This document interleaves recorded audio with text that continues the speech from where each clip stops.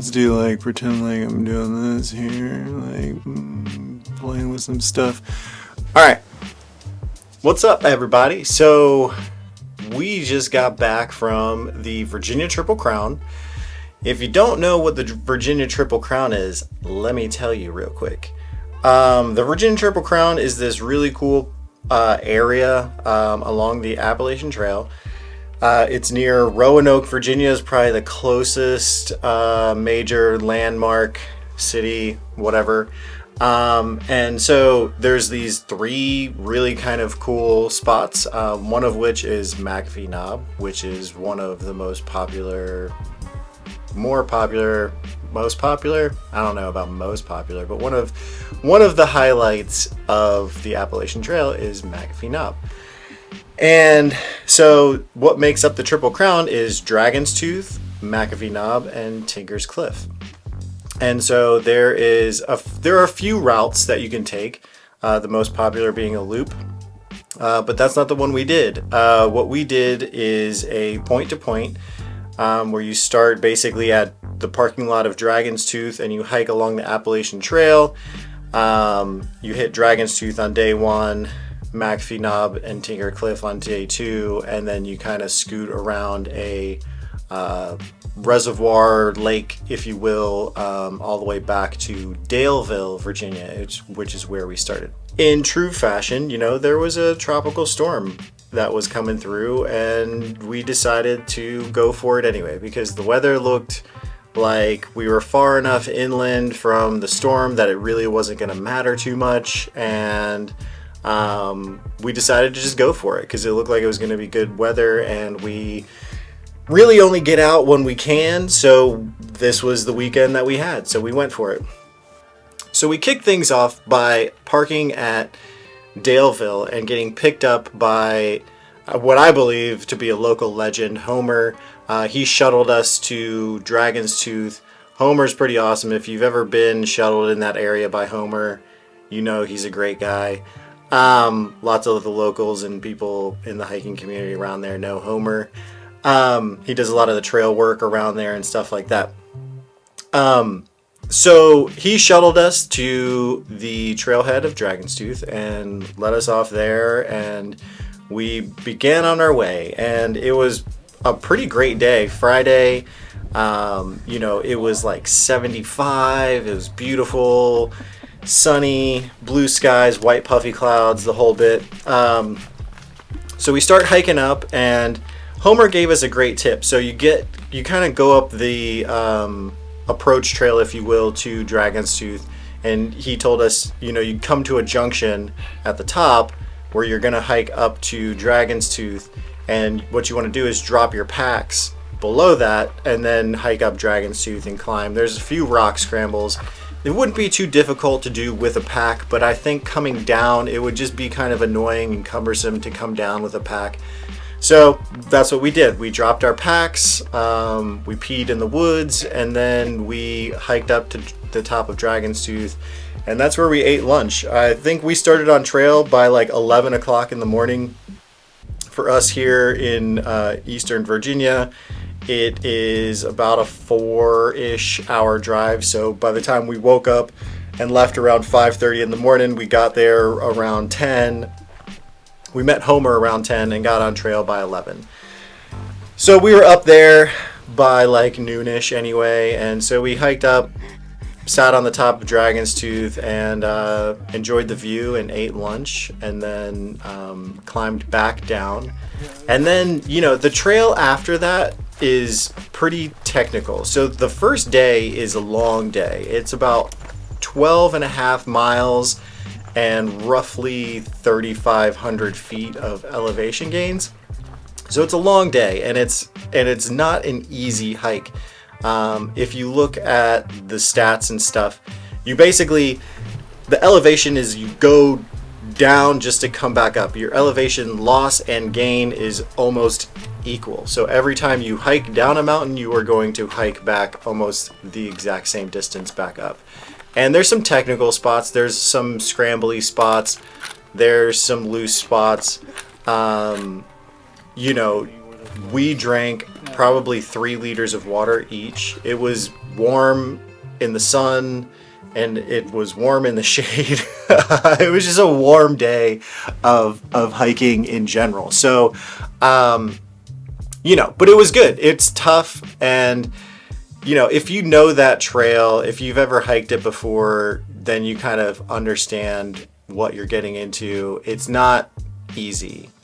And so if you're ever going to do it, just be prepared for a lot of ups and downs and long periods of them. It's not just like a quick down and a quick up. It's like long periods of down, long periods of up. So just be prepared for that. There's some key spots that are pretty great. If you kind of hike through the mountains, you're coming down off of Dragon's Tooth, and you kind of come down into the valley and kind of skirt through, a cow pasture, and then you come up to this hill. And so at that point, you're kind of more or less fully exposed to the sun and elements at that point. And the hill, if you've ever hiked it, you'd know the hill. It's just a grassy hill. The hills are alive with the sound of music. And it's very misleading. It's very steep. And from that point, you just keep going up and up and up and up. So kind of one of the funniest things, I guess it's funny. It was funny for Mike and I, but not so funny for Chris. When we got to the top of that climb, we had some hikers coming the other way. They were very excited and they warned us that there is a wasp nest about, to their measurement, 50 feet down the trail, and then slightly past that was a wasp nest. They didn't say where, they didn't give any kind of other description, but they were showing us how many bites they all had, which was a lot. And so they said they had marked the area close by with a plastic bag and a stick. And so we set on and we were like, all right, let's just be aware. We'll just kind of watch out for that. And so we're hiking along and we didn't really see a bag and a stick. So we started thinking like these guys were just messing with us. Like, we're hiking along and it was a little further than 50 feet. It might have been 50 yards, but we did find the bag. And so once we found the bag, we were like, all right, let's start looking around and see if we can't find this wasp's nest. So, in the order of hiking, Chris was in front and then I was in the middle and Mike was behind me. So Chris and Mike were both looking up in the trees for a wasp nest. For whatever, I was looking down in the rocks and like along the ground and stuff like that, and kind of, I don't know why we all decided these wasps were in different places. We never really talked about where we were looking. However, we were going very slowly, and so Chris was like taking a few steps and he would stop and look and listen. There was a point where I was like, I don't know, like maybe there's not a wasp nest. Let's just like keep going, whatever. And no sooner did I really say that Chris took a step and out of the ground burst, I don't know, 50, 100 wasps, just like TIE fighters out of Star Wars, just out of the gate. Just, I don't know. I've never seen anything like that before in my life, so it was crazy. So there was a lot of expletives that were being exclaimed from all of us. And Chris just took off running down the trail, which wasn't an ideal spot to run. It was kind of like this rock garden that you kind of had to go through. And then it went down a little hill and around a corner. So it wasn't really like something you want to like take off and run, but he did. And so Mike and I kind of stopped in our tracks and kind of like, backtracked a little bit and kind of sat and waited. No wasps came for Mike and I. All of the wasps went for Chris. And so he ran down the mountain and around the corner and we couldn't really see him. And we're just trying to kind of like yell to him like, hey, you're all right. And he was like, I definitely got stung. And, so we sat and we waited and we listened and we didn't really see or hear any wasps. So we're standing there and kind of gingerly chose a route kind of like around and up over the rocks and kind of like off to the side, and ended up coming out of the Mike and I ended up coming out of it completely unscathed. Chris, on the other hand, ended up getting stung about 4 or 5 times maybe. The exact number is unknown. Dude, where'd they get you? That's a good one. Yeah, I got there. Oh, dang. One there. Dang, dude. That's not. Then. Oh, look at it. Oh, on your leg. Damn. Right. What were they? Yellow jackets? They look like yellow know. jackets. Or I wasp mean- or something. Dude, I've never seen anything like that. They came out of the ground. Yeah, they Full were. of fury, dude. Yeah, they were. They were definitely like in the ground. Yeah, like right when you stepped over it, dude, like a pile of them came out like flying towards you. Yeah, I thought they were gonna be like. He was fine. He didn't inflate like a balloon, but we took a break and he wiped some bug stuff on it, and we kept going. And so basically the whole rest of the day, aside from seeing like a little black snake that was pretty angry with us, it was not a little black snake. It was like 4 feet long, but like a black king snake or something. He was not happy to see us, and we tried to like scurry him away, and he kind of came back towards us. But we eventually scurried him off, no big deal, and kept along our way. And the thing is with this trail, like I said, it's ups and downs, and the rest of the day, I don't think there's much for views or anything like that for the rest of the hike. But you kind of the first point you come out of the woods is to the Catawba parking lot. And from there, it's only about 2 miles to the Catawba shelter. So we had checked ahead, and the John Springer shelter had no water. So the Catawba shelter on the Far Out app said that there was a small trickle. So that's what we were going for. We needed water. We needed to get there. We were exhausted. You got 2 miles to go. But I'll tell you, from the first time and the second time, that last 2 miles of that day, after you've already gone about 10.5 miles, I don't think it's 2 miles. It feels like 5.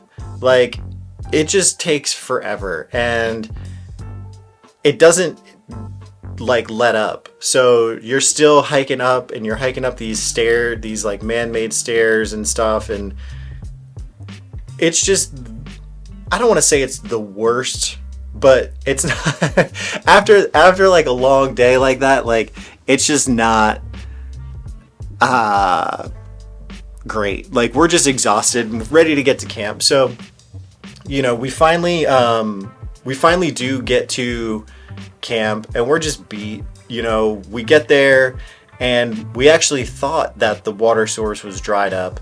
And so we get to the shelter, and there's some other people there. Luckily, they told us the spring was actually down this hill, which we were excited, when you get to camp after hiking a lot of hills, that you want to go down another steep hill to go collect your water and then hike back up the hill.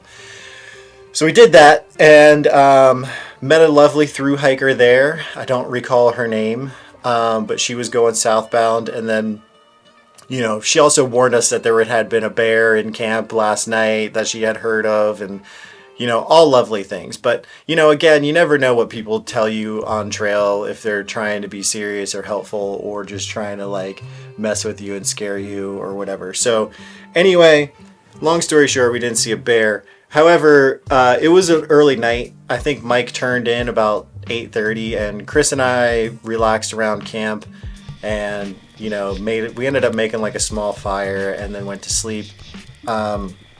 So overnight, the rain came about 3 a.m. or so, and it really wasn't bad. Like, it started to get windy from the tropical storm, but where the shelter was kind of sheltered from the wind, at least. So we could hear the wind, but the wind wasn't on us. And so that was cool.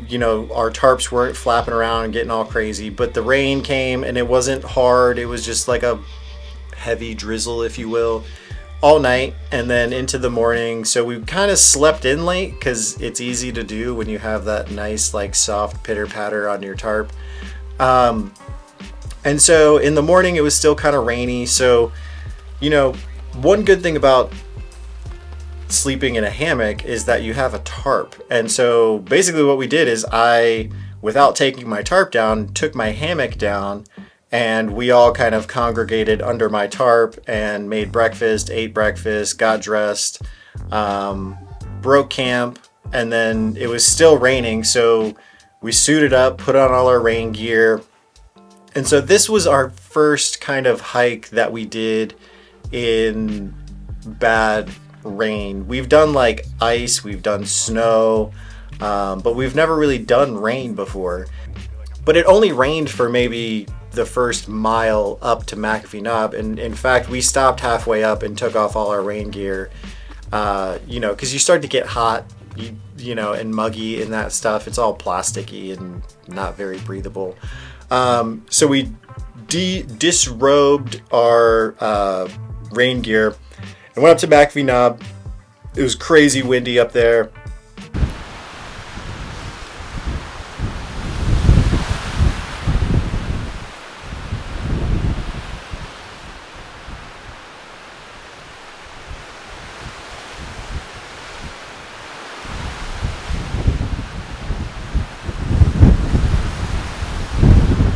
But we all got our, like, you know, quintessential picture on the knob itself.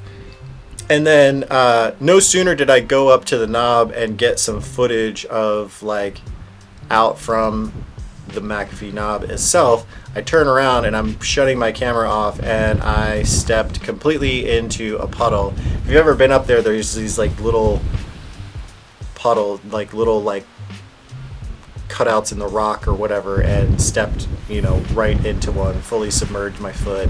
Just one foot, just my left foot. So that was a great way to start off the day, you know, a mile and a half or 2 miles into the day, and we had like 9 left to go.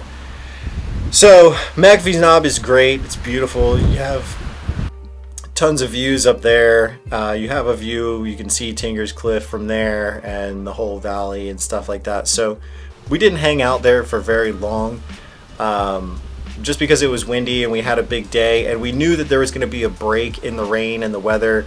So we wanted to kind of like push through and get as close to camp as possible before the rain came.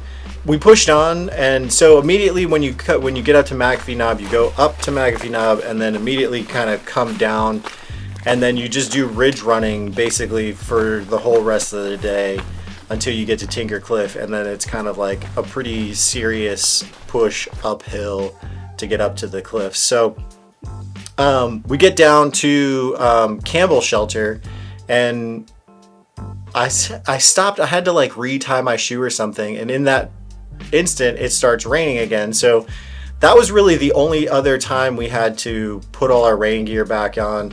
It rained for another 30-45 minutes or so, but it was heavy enough to where if we didn't have our gear on, like, probably would have gotten pretty soaked, and then had to hike the rest of the way somewhat damp. So, you know, we put it on and then hiked a little bit more. Once it kind of stopped, we took it off. But really the rest of the hike that day was just windy. It was just windy.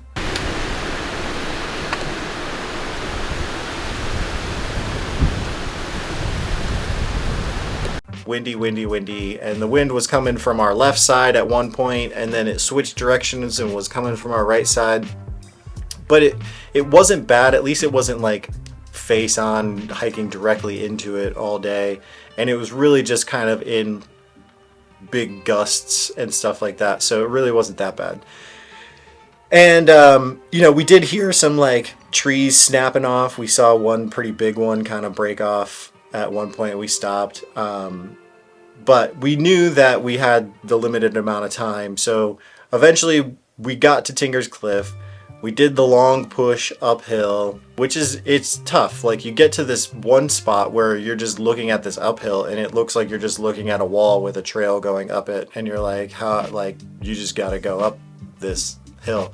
But it's steep, but it's not like crazy long, so you gotta just do like these short spurts of uphills and stuff like that. But once you get up to Tinker Cliff, I think we all talked about this, Tinker's Cliff might be the best of the three. You know, McAfee Knob has like all the glory and grandeur because everyone gets their picture up there and stuff like that, and it's epic and whatever. But Tinker's Cliff is beautiful. You have this like amazing view right down the valley, and you can kind of like see exactly how the mountains like form through there. It is cool, and like the way the clouds are like coming up over the peaks of the mountains in the distance. It's a great spot to watch like the sunset, although we've never done that. But the sun would set like directly out from there. So we got there, and it was around lunchtime. It was a little after, like it was around 1 o'clock by the time we got there. And so we had the choice to stay there and eat lunch or press on and go to camp. And so we had service, we had cell service. So we were able to check the radars and such, and saw that there was some rain coming, and it would probably hit us within the next 30 minutes to an hour. And so we made the choice to press on and get down to camp, because I think it was like another 2 miles, mile and a half, a big mile and a half, or like 2 miles down to the shelter, down to Lambert's Meadow. You kind of come up to Tinker's Cliff, so when you come off the cliff, you go down to the shelter. And so it's a lot of switchbacks at first, and then you're just coming down. And something happened on the way down, you know, as we were getting somewhat close to the shelter. I just like tweaked my knee like really bad. I don't know, you know, we had been going pretty fast all day, and I think I just pushed it too hard and kind of tweaked it in the wrong way. And so like the last like half mile was somewhat painful and annoying and frustrating for me.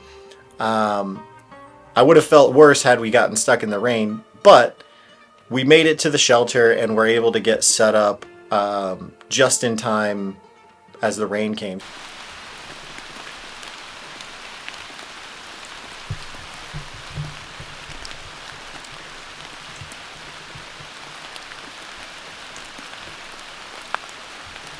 Once we got there, we set up our hammocks and Mike set up his tent, and then we just kind of like packed our bags with like warm gear. We had chairs, we had all our food, and we just went and we sat up in the shelter.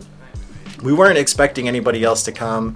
We'd only seen one other group that was possibly coming our way, which was a dad and his 2 sons, who did end up coming later on. But we kind of like hung out in the shelter for basically the whole afternoon and just listened to the pitter patter of the rain on the tin roof, and just sat and enjoyed snacks and drinks and just hung out. And, you know, the dad and his sons showed up, and they left about an hour later from Catawba shelter, and they showed up soaked. And, you know, they ended up hiking in and out of the rain as it came. They said that it would rain in spurts, etc., etc. But, yeah, I kind of felt bad for them, but, you know, they all hung out, they dried up, they did what they could. The rain would come in spurts as we were sitting there. It would rain, and then it would stop, and then it would rain, and it would stop. And again, like similar situation with the wind, like you could hear the wind all above us, but where we were is kind of like down, hunkered into the shelter, and there was hardly any wind where we were. And then by the end of the night, you know, the only rain that was coming would be when the wind would blow, all the water would kind of like drop out of the trees and stuff like that. But again, like we were exhausted. It was a 9-mile day, another like whatever 2,000 feet of elevation that day or something like that. So it was, the second day is much easier hiking than the first, because you kind of come off, you know, it's right at the beginning of the day, you gotta go up to McAfee and come down, but then it's just ridge running all day until you get to Tinker, and then you kind of go up a big climb there and then back down. So it's a couple big ups and downs, but it's not that bad. And then so that night was kind of great. I mean, we went to bed. Mike went to bed really early again, like 8:39, and then Chris and I went to bed like maybe an hour later and just slept probably like 8 hours, 9 hours, which is crazy.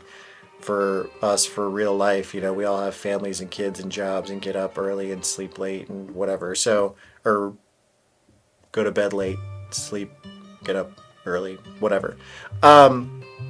So that night was fantastic. Woke up to no more rain, no more wind, beautiful sunny skies, white puffy clouds came back, and you know, we made breakfast, we broke camp, and then we had another 9 miles to go on the last day. So the last day is not short either. But again, it's a lot of ridge running, and you kind of come out of Lambert's Meadow and kind of come down out of it to kind of go back up to the ridge line. So you skirt around this reservoir up on the ridge line pretty much all day. And so the dad and the two sons left about 30 minutes before us that morning. And so we ended up catching up to them about halfway through, about 4.5 miles in. We caught up to them. And then, you know, that day is really the last day is really great. And that's kind of why we like to do that point to point. Because if you do the loop, you have like a whole day of ridge running where there's not any views, there's nothing to look at, there's no water. So this is a little bit different. You know, it's got a lot of views. There's a lot of ankle busters, like a lot of like rock formations that you kind of have to scoot through and around and whatever. And I did have to like baby my knee kind of all day. So we weren't going as fast as we wanted to. However, we knew that the last like mile and a half of that day, you kind of come down, and it's a very steep down. Like if you look at the topographic map, it's just like, pew! It's very steep. And it's just a lot of like switchbacks through this area that's not very pretty. And then you kind of come out, and you're kind of hiking through these woods that kind of has like a feel of like a city park or like a state park or something like that, where there's like apartments and you could smell food being cooked at the nearby restaurants and stuff like that. So there's a barbecue place that we all had decided that we were going to go to when we got back, and you could just smell it like through the trail, and you're starving and needed barbecue so bad and a Pepsi. And so, you know, we got back to the car, immediately got changed into clean clothes, and then went and got us some delicious barbecue at, I think it's like called the Three Little Pigs, maybe, possibly. But it's like right there in Daleville. Awesome barbecue. If you ever do that trail, highly recommend barbecue and a Pepsi. They have beer. I don't know. There's like no words to describe after eating like backpacking food for 3 days and then going and crushing some barbecue. It's fantastic. But this will do it for the recap of the Virginia Triple Crown 2.0. I don't know. Whatever. Cool, man. Well, thank you for watching, and probably see you next time. Peace.